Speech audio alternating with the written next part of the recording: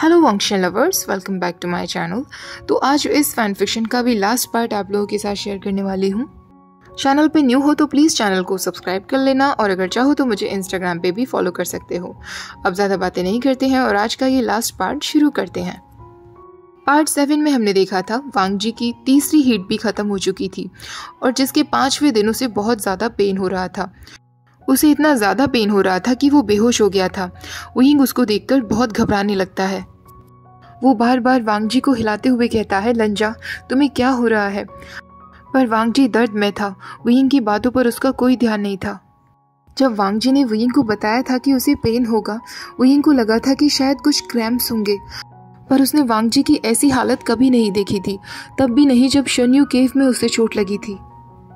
वुयिंग केव के एंट्रेंस के पास जाकर जोर जोर से वेंचिंग का नाम पुकारता है, पर आधी रात से ज्यादा का समय हो चुका था। बिरल माउंट्स में बिल्कुल शांति थी, सब सो चुके थे। वो भागकर सीधे वेंचिंग के रूम में जाकर उसे बुलाकर लाना चाहता था, पर वो लंजा को एक सेकंड के लिए भी अकेला नहीं छोड़ना चाहता था। फाइनली वो वांग जी को गोद में उठाता है। वांग जी की अब आंखों से आंसू भी आने लगे थे। वो तुरंत वांग जी को गोद में उठाकर वेंचिंग के रूम तक ले आता है। वेंचिंग रूम का दरवाज़ा खोलती है और उससे कहती है, विभूषण क्या हुआ वांग जी को? जल्दी से उसे रूम में अंदर लेकर आओ। वुयिंग तुरंत वांग जी को अंदर ले आता है। वेनिंग भी नींद से जाग चुका था। वो भी वांग जी की ऐसी हालत देखकर हैरान रह जाता है। वांग जी जोर जोर से दर्द से चिल्ला रहा था। वेंचिंग कहती है, ये हुआ क्या ये कर्स ब्रेकिंग है? वुयिंग कहता है, हाँ, उसने मुझसे कहा था, उसने मुझे वार्निंग दी थी, पर मुझे नहीं पता था वेंचिंग कि उसका इतना बुरा हाल हो जाएगा, वरना मैं कभी भी उसे ये सब नहीं करने देता। प्लीज़ कुछ करो वेंचिंग, उसका दर्द कम कर दो। वेंचिंग उससे कहती है, काम डाउन वेवुशन, मैं अपनी पूरी कोशिश करूँगी।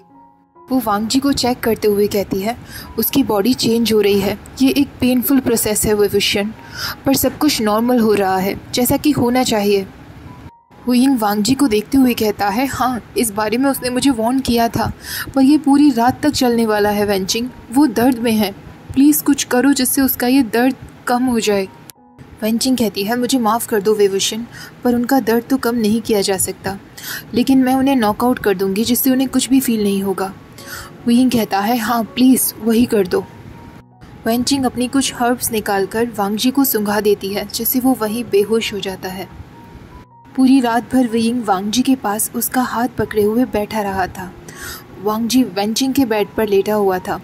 वेंचिंग और वेनिंग भी पूरी रात नहीं सोए थे।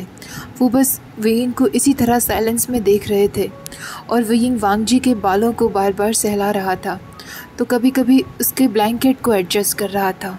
ऐसे ही करते करते उसे कब नींद आ जाती है उसे पता भी नहीं चलता। जब सुबह होती है, वुयिंग की अचानक आँख खुलती हैं और सबसे पहले वो वांग जी की तरफ देखता है। वांग जी पीसफुली सोया हुआ था।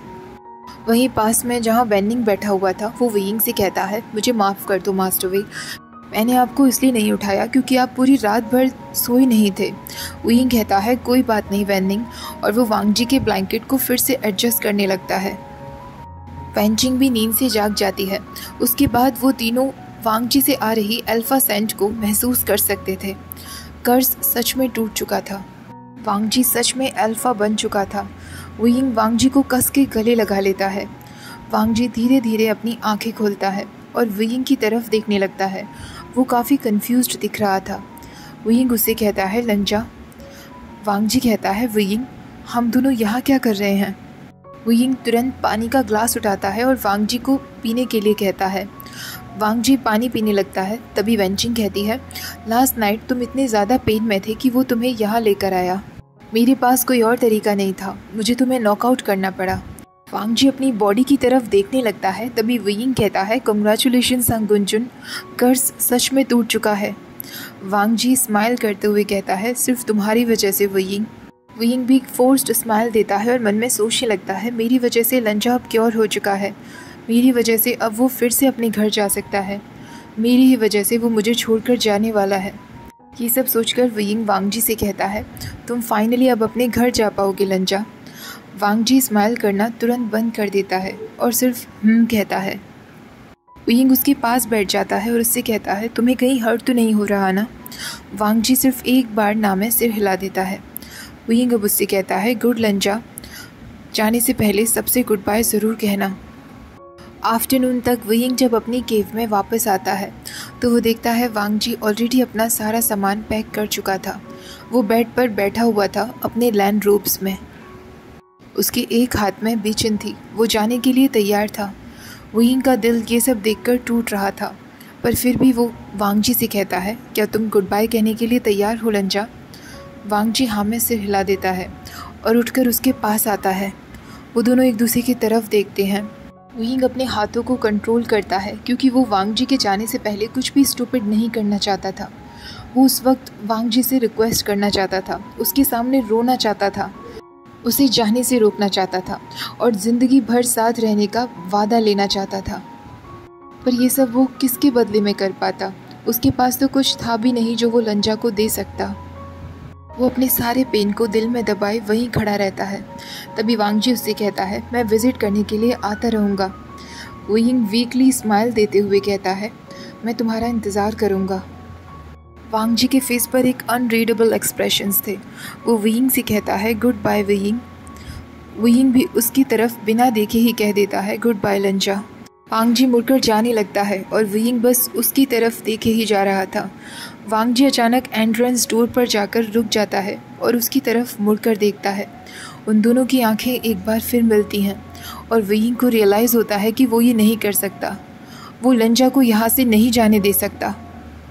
इससे पहले कि वो दोनों एक दूसरे से कुछ कहते, दोनों एक दूसरे की तरफ भागते हुए आते हैं। वांग जी की बेचन फ्लोर पर गिर जाती है और वुयिंग उसे किस करने लगता है।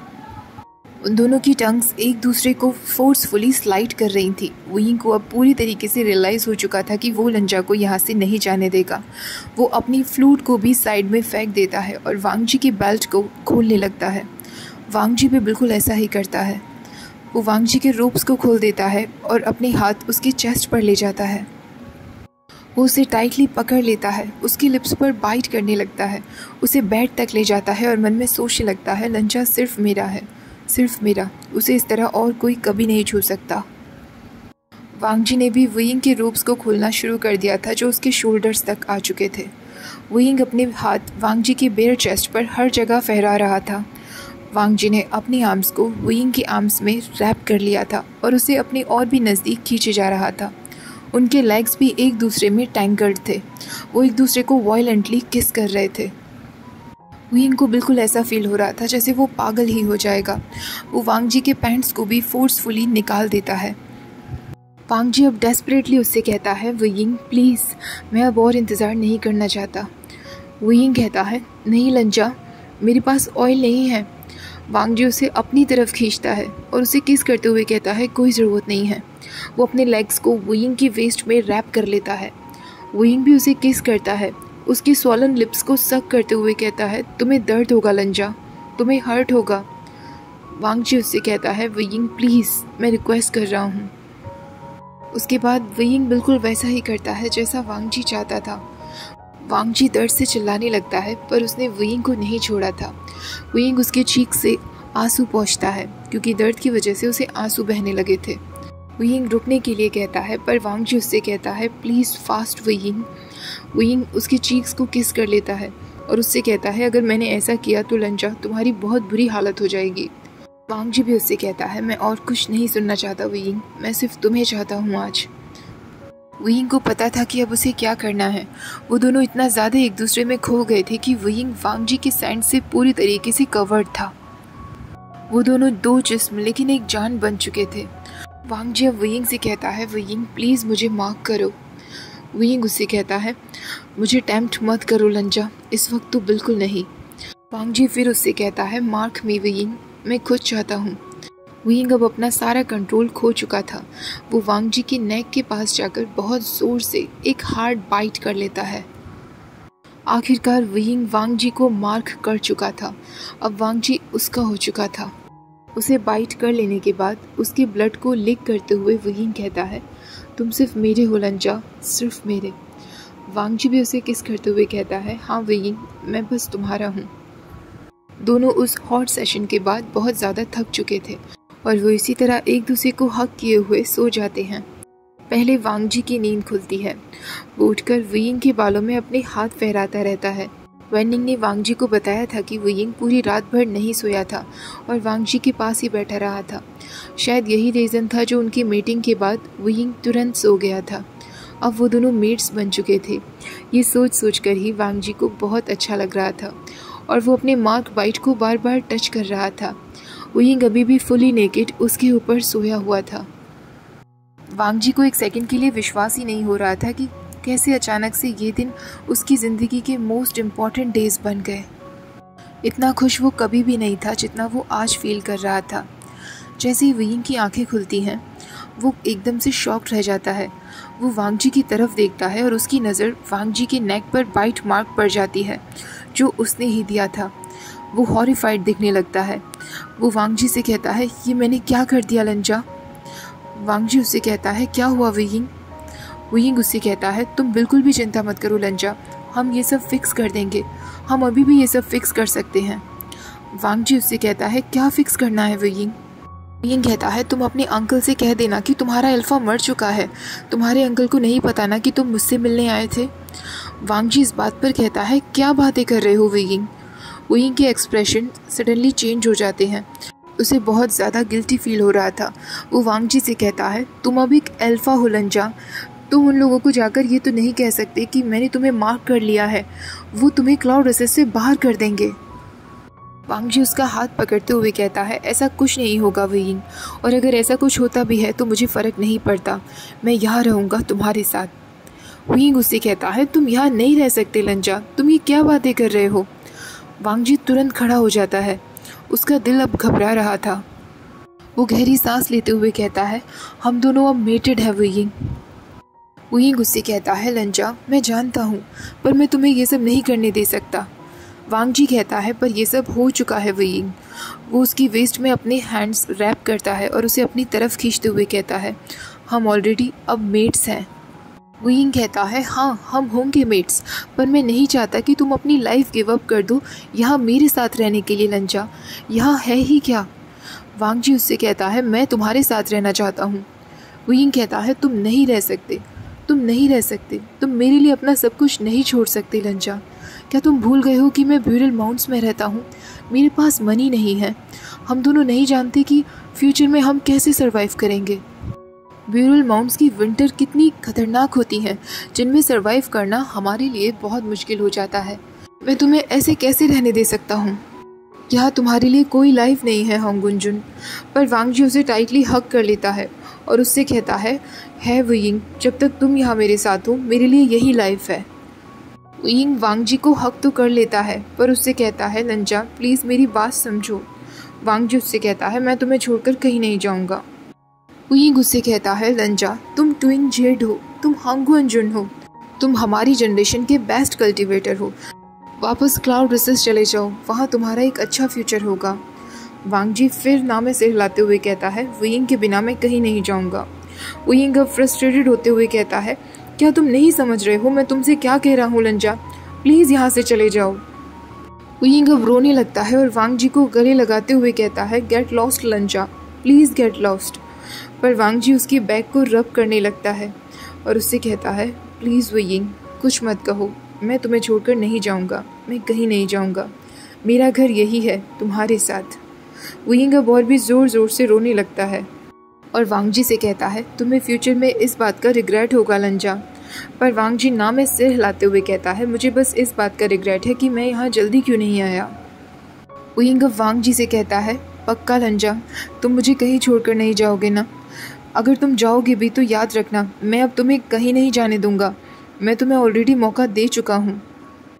और अगर तुम चले भी गए ना तो मैं क्लाउड रेसेस आकर तुम्हें वापस यहाँ खींच लाऊंगा, चाहे कुछ भी हो जाए कोई भी मुझे नहीं रोक पाएगा। इससे पहले कि वुयिंग कुछ और कहता, वांग जी तुरंत उसे किस कर लेता है और उससे कहता है, तुम्हें कुछ भी करने की ज़रूरत नहीं है वुयिंग, क्योंकि मैं कहीं नहीं जा रहा हूँ, मैं यहीं रहूँगा। वुयिंग अब उससे कहता है, पर इससे पहले मैं तुम्हें कुछ बताना चाहता हूँ जो तुम्हें जानना चाहिए। मेरे पास अब गोल्डन कोड नहीं है लंजा। वांग जी उससे कहता है, मैं ऑलरेडी जानता था वुयिंग, पर ये सबसे मेरा माइंड नहीं बदला है, मैं अब भी तुम्हारे साथ ही रहूँगा। ऐसा कहकर वांग जी उसके आर्म्स को और भी टाइटली हग कर लेता है। वुयिंग अब उससे कहता है, लंजा तुमने मुझसे पहले क्यों नहीं कहा? मैं इसी बात को लेकर तो बहुत ज़्यादा वरिड था। वांग जी अब उससे कहता है, मैं भी तुम्हें कुछ बताना चाहता हूँ वयिंग। मैं जांग वैन से बात कर चुका हूँ। जांग सेक्ट और लैन सेक्ट वेंस को सपोर्ट करने के लिए तैयार है। वयिंग उससे कहता है, तुमने जंगशा से बात की थी, क्या वो अग्री कर चुका है? वांग जी कहता है, हाँ, सिर्फ क्लैन लीडर नी का अग्री करना रह गया है। वयिंग कहता है, नी मिंगजे तो कभी हमें सपोर्ट नहीं करेगा, वो वैन से नफरत करता है। वांग जी कहता है, हाँ, लेकिन ब्रदर नी मिंगजे को बहुत पहले से जानते हैं, वो दोनों स्वर्ण ब्रदर्स हैं, वो एक ऑनरेबल मैन है, ब्रदर के रिक्वेस्ट करने पर वो ज़रूर वैंस को सपोर्ट करेंगे। वयिंग कहता है, सचमुच लंजा? वांग जी कहता है, हाँ वयिंग, ये सब कुछ थोड़ा हार्ड होगा पर इम्पॉसिबल नहीं है। वयिंग हंसते हुए कहता है, लंजा, माय लंजा, तुमने ये सब कुछ किया सिर्फ मेरे लिए?